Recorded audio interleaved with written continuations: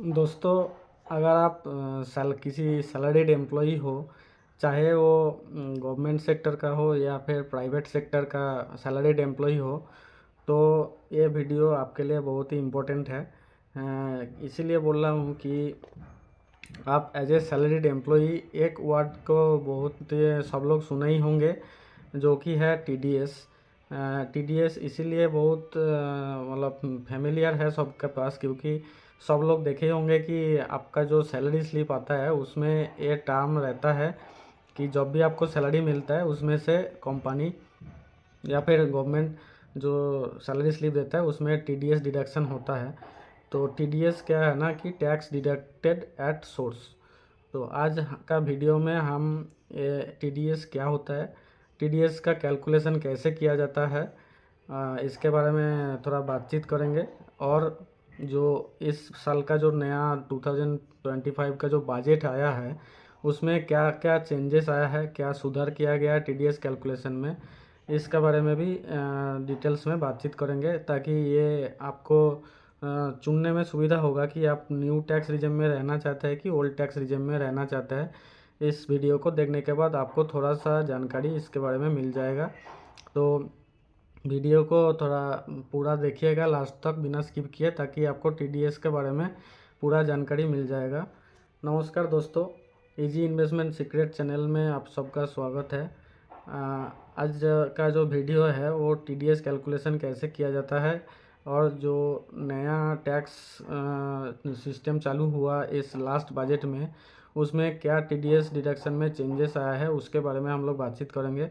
लेकिन वीडियो शुरू करने से पहले, जैसे हम बोलते हैं कि आप सबसे यही रिक्वेस्ट है कि वीडियो अगर लास्ट तक देखने से आपको अच्छा लगे तो आप अगर मेरा चैनल में नया है तो प्लीज़ सब्सक्राइब कर दीजिएगा मेरा चैनल को, ताकि मेरे को भी थोड़ा सा आगे बढ़ने में हेल्प मिल जाएगा। और वीडियो अगर अच्छा लगेगा तो लाइक कर दीजिएगा और वीडियो को ज़रूर शेयर कीजिएगा, ताकि और भी ज़्यादा आदमी को इसके बारे में जानकारी मिले।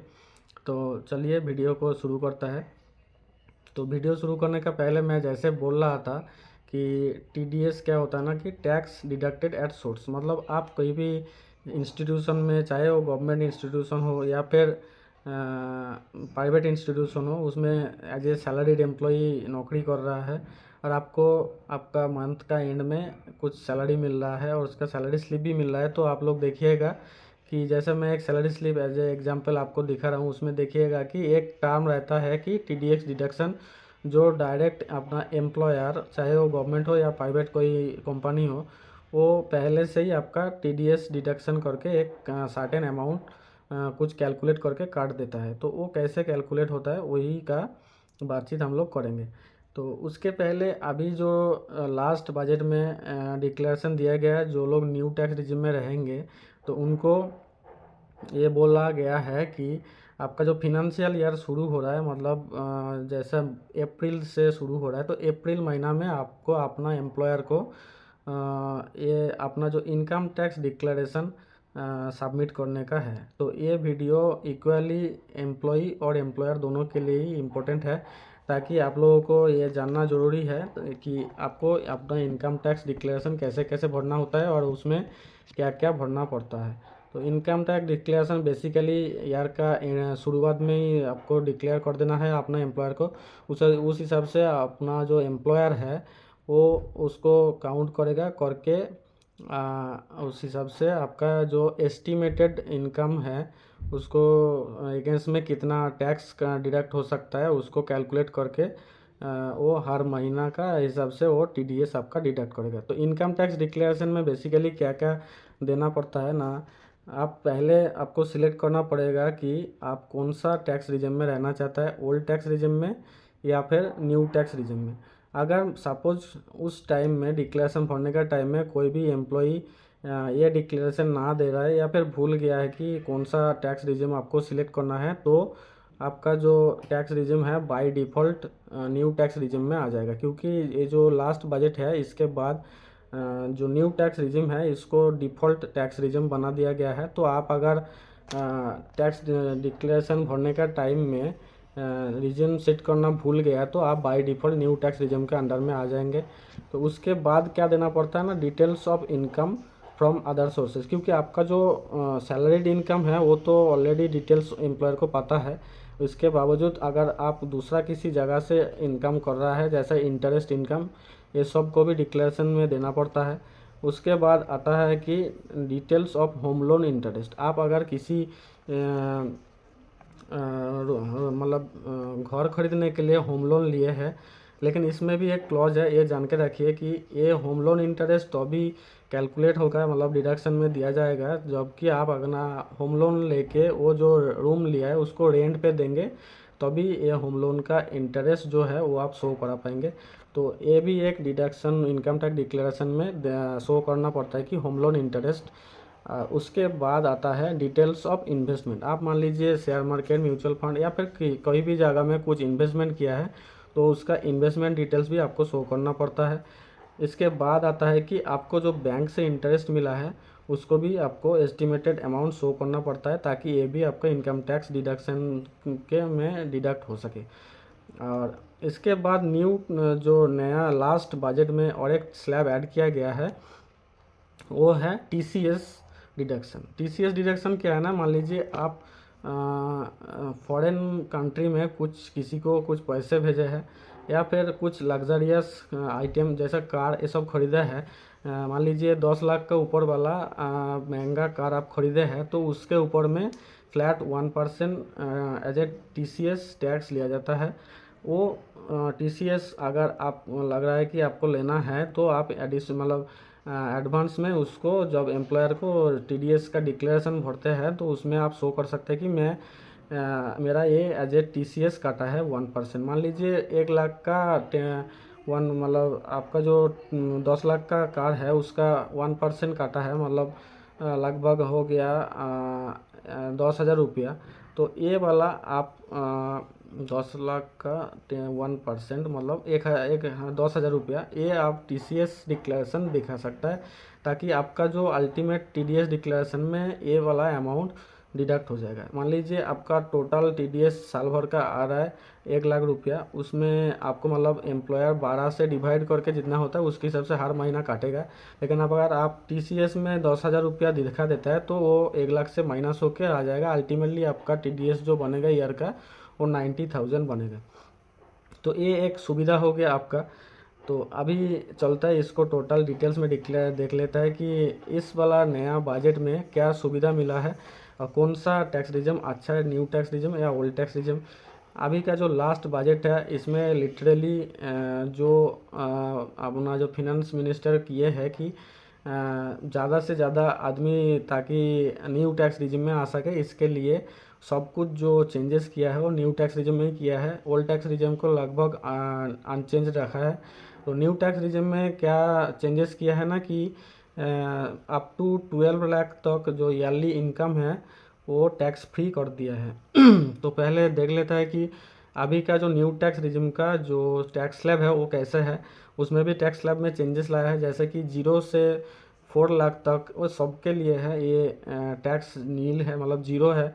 4 लाख टू 8 लाख है 5%।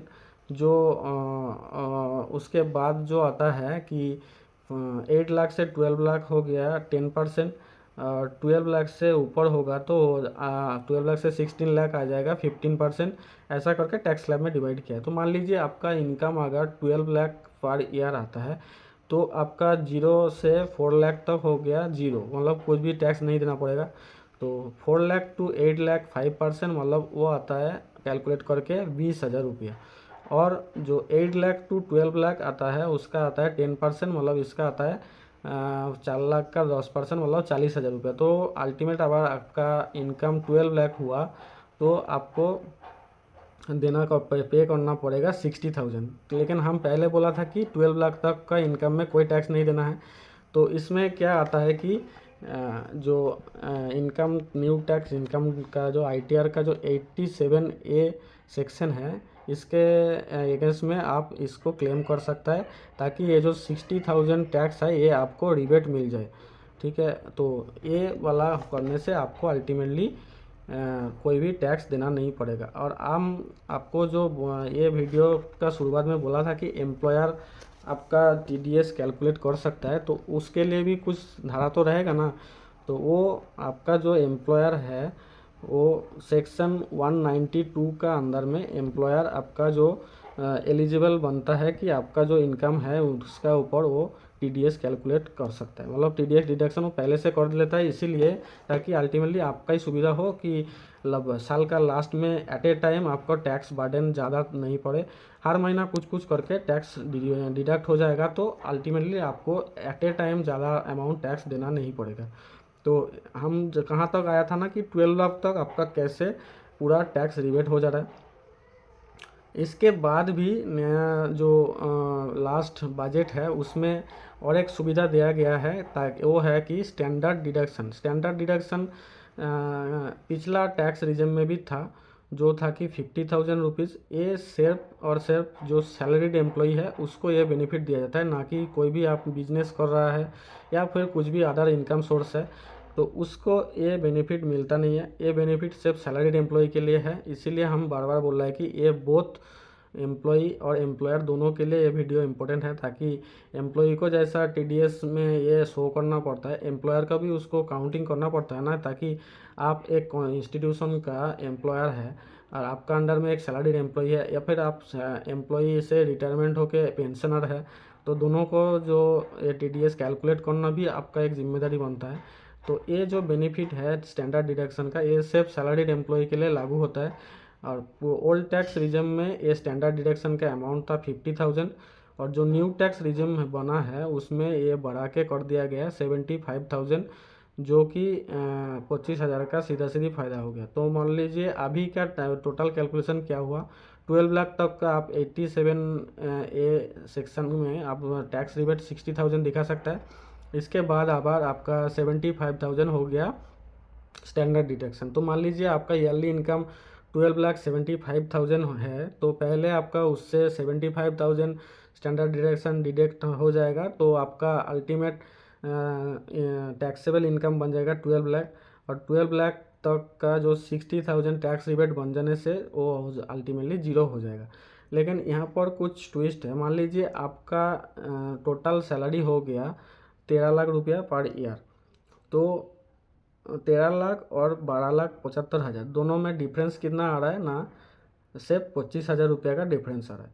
लेकिन जो सैलरी जिसका 13 लाख रुपया है उसको अल्टीमेटली कितना टैक्स देना पड़ेगा ना, जो 12 लाख तक हो गया 60,000 और 75,000 का हो गया स्टैंडर्ड डिडक्शन का रिबेट, तो कितना बच रहा है ये 25,000 अभी कौन सा टैक्स स्लैब के अंदर में आ रहा है ना, 15% का टैक्स स्लैब के अंदर में आ रहा है। तो ये लगभग हो जा रहा है 3,700 रुपया के आसपास। तो आपको कुल मिला के टोटल 63,700 के आसपास टैक्स देना पड़ेगा। तो बात यहीं पर आता है कि कुछ लोग बात उठाए कि हमारा दोनों का सैलरी का डिफरेंस से 25,000 है, लेकिन मेरा से 25,000 रुपया ज़्यादा होने से मेरे को टैक्स एक्स्ट्रा 63,000 क्यों देना पड़ रहा है। इसीलिए गवर्नमेंट ने फिर और एक क्लॉज इसमें बढ़ाया है, जिसको बोलता है मार्जिनल रिलीफ, मतलब जिसका सैलरी रेंज लगभग 12,75,000 के आसपास है, वो एक सर्टेन रेंज तक मार्जिनल रिलीफ दिया गया है, ताकि आपको सिर्फ जो डिफरेंस ऑफ इनकम है, मान लीजिए 12,75,000 से जो इनकम आपका डिफरेंस है, मतलब 25,000 या 30,000 रुपया, वो डिफरेंस अमाउंट के ऊपर ही आपको सिर्फ टैक्स देना पड़ेगा। मतलब आपको 63,700 टैक्स नहीं दे के सिर्फ 3,700 अमाउंट ही टैक्स देना पड़ेगा। तो ये हो गया न्यू टैक्स रिजम का ओवरऑल कैलकुलेशन। इसमें लेकिन एक ये है कि जैसा न्यू ओल्ड टैक्स रिजम में आपको टैक्स इनकम टैक्स रिटर्न में रिबेट करने के लिए बहुत सारा फाइल आप लोग सबमिट करते हैं, जैसे 80C 80D ऐसा करके। इसमें ऐसा कुछ भी नहीं है, इसमें सिर्फ आपका स्टैंडर्ड डिडक्शन डिडक्ट होगा। और अगर कोई भी एम्प्लॉयर उसका एम्प्लॉई का एनपीएस सेक्टर में, मतलब एनपीएस खाता में कुछ कंट्रीब्यूट करता है, तो वो इनकम को आप दिखा सकता है आईटीआर भरने के टाइम में। और अगर आप होम लोन लेके घर बनाया है और उसको रेंट में दिया है, तो होम लोन का जो इंटरेस्ट आप पे कर रहा है उसको आप as a income tax return file में आप शो कर सकता है। बाकी ऐसा कुछ खास इसमें रिबेट है नहीं। और ओल्ड टैक्स रिजम में जैसा आप देख सकते हैं कि आप अगर मान लीजिए 12,75,000 रुपये आपका इनकम है, तो उसमें से आपका 50,000 रुपया पहले चला जाएगा स्टैंडर्ड डिडक्शन का। उसके बाद आप अगर कुछ अलाउंस मिल रहा है उसको अगर रिबेट कैटेगरी में आता है तो उसको भी as a tax rebate show कर सकता है। और इसके बाद 80C कैटेगरी में जो आपका लिमिट है 1.5 लाख रुपया, इसको भी आप as a tax rebate show करा सकता है ITR में। प्लस आपका होम लोन का भी जो इंटरेस्ट है इसको भी शो कर सकता है। तो दोनों का हम समझा दिया मोटा मोटी शॉर्ट में कि कौन सा में क्या सुविधा है क्या असुविधा है। तो आप लोग अपना इनकम को हिसाब से या फिर आने वाला प्रमोशन के हिसाब से इसको खुद कैलकुलेट कीजिए और देखिए कि कौन सा टैक्स रिजम आपके लिए सूटेबल है, और उस हिसाब से आप अपना जो टैक्स रिजम सिलेक्ट कीजिए। लेकिन याद रखिएगा कि टाइम के अंदर में अगर आप टैक्स रिजिम सिलेक्ट नहीं करता है तो बाय डिफ़ॉल्ट वो न्यू टैक्स रिजिम में चला जाएगा, और उस हिसाब से न्यू टैक्स रिजिम के हिसाब से आपका TDS कैलकुलेट होगा, और एम्प्लॉयर उस हिसाब से पर महीना आपका मान लीजिए ईयरली आपका आ जा रहा है 1,20,000 रुपया TDS, तो उस हिसाब से पर महीना आपका 10,000 रुपया करके एम्प्लॉयर सैलरी से TDS डिडक्ट कर देगा। ताकि मान लीजिए आपका जो इन हैंड सैलरी होता है 1 लाख रुपया, उससे 10,000 रुपया TDS करके अल्टीमेटली आपको 90,000 रुपया मिलेगा, ताकि एट ए टाइम आपको टैक्स भरना ना पड़े। तो आज का वीडियो कैसे लगा थोड़ा ज़रूर कमेंट में बताइएगा, और अगर आपको लगता है कि ये वीडियो सूटेबल है किसी को शेयर करने के लिए तो शेयर ज़रूर कीजिएगा, ताकि ज़्यादा से ज़्यादा आदमी को इसके बारे में जानकारी मिले। तो आज के लिए इतना ही, नमस्कार।